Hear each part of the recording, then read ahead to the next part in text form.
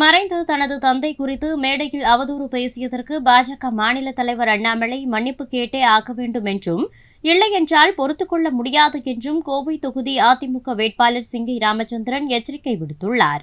சேர்ந்த இந்த ஊரை சேராத ஒரு நாடாளுமன்ற வேட்பாளர் அண்ணாமலை மறைந்த எனது தந்தை சிங்கை கோவிந்தராஜ் எம்எல்ஏ அவர்கள் கோட்டாவில் நான் சீட் எனக்கு அப்பா வாங்கி கொடுத்தாருங்கிற மாதிரி அந்த கோட்டாவில் எம்எல்ஏ கோட்டாவில் வாங்கினேன்னு சொல்லிட்டு ஒரு கருத்தை நேற்று பதிவிட்டது மிகவும் தவறான மன வருத்தத்துக்குரிய ஒரு செயல். அவர் எவ்வளோ ஹானஸ்டாக இருந்தாருன்னா, இது ஒரு பர்சனல் இன்ஃபர்மேஷன் சொல்லக்கூடாது, இருந்தாலும் இப்படியெல்லாம் கீழ்த்தரமாக தவறான பொய்கள் சொல்லும்போது இதெல்லாம் சொல்ல வேண்டிய நிலைக்கு நானும் தள்ளப்படுறேன்.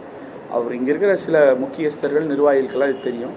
அவர் இறந்தப்போ கேஜி ஹாஸ்பிட்டல்ல இருந்து நம்ம பாடி எடுத்துகிட்டு வர கூட காசு இல்லாமல் வேற ஒருத்தர்கிட்ட இருந்து நம்ம காசு வாங்கி கொடுத்து தான் எடுத்துகிட்டு வந்து அப்புறம் அவரோட காரை விற்று பழைய அம்பாசிடர் காரை விற்று தான் திருப்ப ஒரு 4 மாதம் 3 மாதம் கழிச்சு அந்த பக்கத்து வீட்டில் இருக்கிறவங்க போய் அந்த கடன் அணைச்சோம். அப்படித்தான் நாங்கள் இருந்தோம்.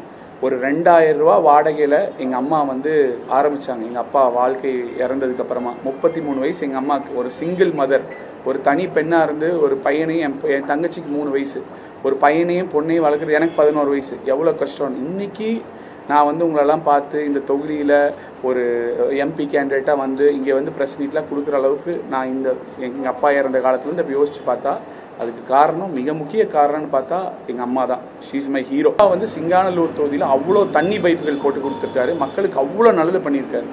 இவர் இப்படி பேசின செயல்னால அஇஅதிமுக கட்சி தொண்டர்கள், எங்கள் அப்பாவின் விசுவாசிகளும், சிங்கானல்லூரில் இந்த தண்ணி பைப்பினால் அவள் நலத்திட்டனால பயன்பெற்ற மக்களும், எங்கள் சொந்தக்காரங்களும் எங்களை சார்ந்தவர்களும் எல்லாருமே மிகவும் மன வருத்தத்தில் இருக்கும். ஏன்னா இறந்து போன ஒருவர், அதுவும் பொய்யான ஒரு தகவல், அந்த தகவலை வைத்து இப்படி இறந்து எவ்வளோ வருஷம் ஆச்சு, இது இவ்வளோ வருஷம் ஆச்சு இப்படி சொல்லியிருக்கிறதுக்கு இது எல்லாருமே எங்களை சார்ந்தவர்கள் எல்லாருமே மன வருத்தத்தில் இருக்கும். ஏன்னா சிங்கை கோவிந்தராஜ் எக்ஸ்எம்எல்ஏனா ஒரு ஹானஸ்டான பொலிட்டீஷியன், அவர் எப்படிப்பட்டவர்கள் இங்கே இருக்கிற எல்லாருக்குமே தெரியும். இதற்கு அண்ணாமலை அவர்கள் கண்டிப்பாக மன்னிப்பு கேட்டே ஆக வேண்டும். ஏன்னா ஒரு செய்திகளை உள்ளது உள்ளபடி தெரிந்து கொள்ள ரெஃப்ளெக்ட் நியூஸை சப்ஸ்கிரைப் பண்ணுங்க.